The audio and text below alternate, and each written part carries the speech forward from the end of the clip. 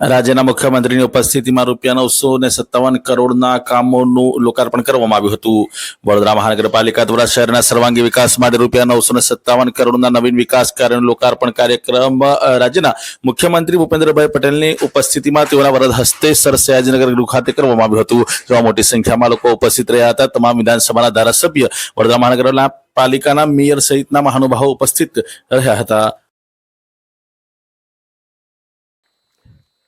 આજના વડોદરા ખાતે urban development year અંતર્ગત 2025માં રાજ્ય સરકારે ફાળવેલ તમામ યોજના અને નાણાકીય સુવિધાથી પાણી પુરવઠા પ્રોજેક્ટ, ડ્રેનેજ પ્રોજેક્ટ, વરસાદી ગટર project, road projects, buildings, bridges, mechanical, zoo અને ફ્યુચરિસ્ટિક આ તમામ ડિપાર્ટમેન્ટ્સને મળીને કુલ 957 કરોડનું વિકાસલક્ષી કામો આજે વડોદરા ખાતે અમે સમર્પણ કરવા માટે આખું રાજ્ય સરકારના ટીમ અહીંયા ઉપસ્થિત છે. સાથે સાથ શહેરમાં તમામ સુવિધાઓને આગળ વધાવતા અને આવનારા દિવસોમાં સિટીને શોભા વધારવા માટે પબ્લિક સ્પેસીસ, સ્પોર્ટ્સ ફેસિલિટીઝ, ઓડિટોરિયમ્સ, યોગ સેન્ટર્સ આ કુલ મળીને લગભગ 350 કરોડનું કામો પણ આવનારા દિવસોમાં વડોદરા ખાતે અર્પણ થવાના છે. 957 કરોડ રૂપિયા. આ હું એટલા માટે યાદ કરાવું છું કે જ્યારે માન્ય વડાપ્રધાન શ્રી અહીંયા મુખ્યમંત્રી હતા ને 2005માં શહેરી વિકાસ વર્ષ શરૂ કર્યું,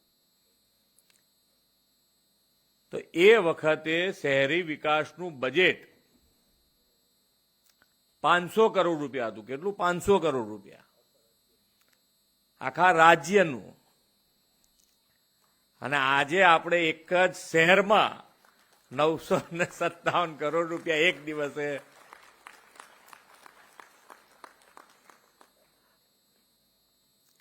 એટલે આ મજબૂતાઈ જે આવી છે એ મજબૂતાઈનો સદુપયોગ કરીને કે આજે શહેરી વિકાસનું બજેટ 30,000 કરોડ રૂપિયા કર્યું છે. આ વર્ષે પણ આપણે શહેરી વિકાસ વર્ષ ઉજવી રહ્યા છીએ, તો એની અંદર 24,000 કરોડનું બજેટ આપણે 30,000 કરોડ રૂપિયા લઈ ગયા છે. એટલે એ પણ મોટો જમ્પ આપ્યો છે. એટલે શહેરી વિકાસ વર્ષ તરીકે ઉજવવાની સાથે સાથે બજેટની પણ જોગવાઈ એટલી કરી છે કે તમને ક્યાંય તકલીફ પડે એમ નથી. હવે તમે કામ કરો, ક્વોલિટી વાળું કરો, એટલે તમે 5 વર્ષમાં પૈસા વાપરતા થાકી જાઓ કે હવે ક્યાં ગાડી, હવે શું કામ કરવું, કે લિસ્ટ બનાવવાનું શરૂ કરો આજથી, કાં તો કે ના અમને થકવાડી દેવા છે તોય વાંધો નથી અમને.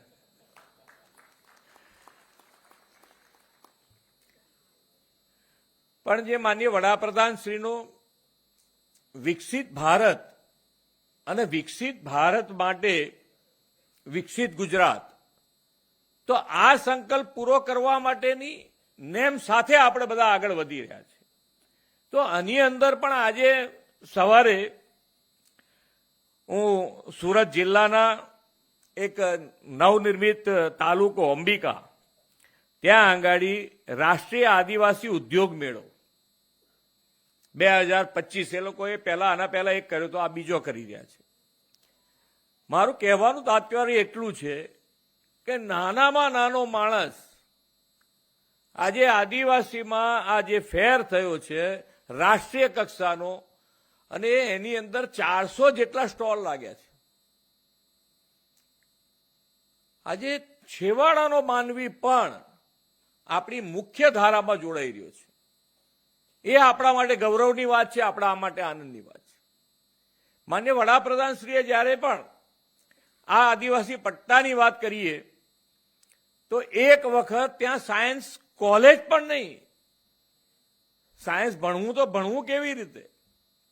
આજે એ વિસ્તારમાં 11